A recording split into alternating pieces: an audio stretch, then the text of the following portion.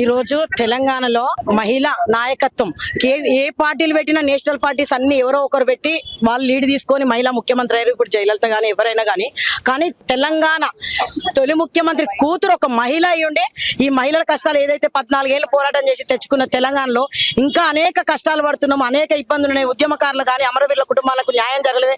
ఏదైతే జనంబాట కార్యక్రమానికి వెళ్ళినప్పుడు మాకు తెలిసిందో ఆ రోజే కంకణం కట్టుకుని ఇంకా కొంతమందికి కన్క్లూడ్ ఉంది, అక్క పార్టీ పెడతదా రాదా, మళ్ళీ పార్టీ పెట్టకుండా కేసీఆర్ పిలిస్తే వెళ్తదేమో అన్న సందిగ్ధంలో ఉన్నారు. ఇప్పటికే భారీ వలసల చేరికలు జరుగుతున్నాయి. ఆల్రెడీ నిన్న మొన్ననే గద్వాల నుంచి చూసుకున్నారు. 200 కార్లతోటి 2000 మంది బహిరంగంగా వచ్చి అక్క సమక్షంలో జాగృతిలో జాయిన్ అయ్యారు.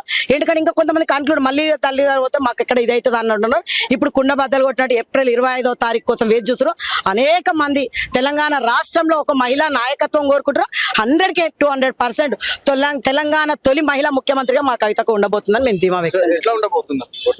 బొట్టు కార్యక్రమం ఈ రోజున ఇక్కడ ఉప్పల్ కాన్స్టిట్యున్సీ చూసుకుంటే ఉద్యమకారులు ఇక్కడ నుంచే భారీ ఎత్తున బయటకు వచ్చిన సందర్భాన్ని మరొకసారి మనం జ్ఞాపకం చేసుకోవాల్సిన విషయము. ఈ రోజున ఉద్యమకారులందరూ కూడా ఈ రోజున మాకు ఆహ్వానం పలకటానికి రెడీగా ఉన్నారు. బొట్టు కార్యక్రమం మేము ప్రతి ఇంటికి గడప గడపకు వెళ్ళి చిన్న పెద్ద ముసలా ముతక అందరినీ కూడా మేము ఆహ్వానం చేసుకొని వాళ్ళని మమేకం చేసుకుంటాము. వాళ్ళు కూడా జాగృతిని గుండెలకి హత్తుకోవడానికి రెడీగా ఉన్నారు. ఇది తెలంగాణ జాగృతి సాధించిన కవితమ్మ గారి మొదటి ఘన విజయం.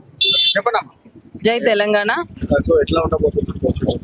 బొట్టు కార్యక్రమం ఆల్రెడీ సక్సెస్ అయిందండి. అది ఇంకా 25th లోపు 24th వరకు ఇది కొనసాగుతుంది.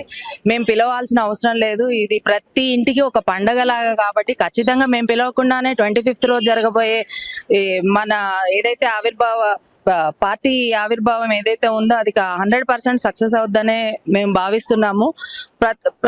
అందులో సో మీ గుండెల దగ్గర ఉన్నటువంటి కవిత గారు ప్రతి ఇంటికి వెళ్తారు అయితే 100% అండి. ఆల్రెడీ వెళ్ళిపోయారు. ఇంకా కొత్తగా ఇప్పుడు వెళ్ళడానికి ఏం లేదు, ఎప్పుడో వెళ్ళిపోయింది అక్క.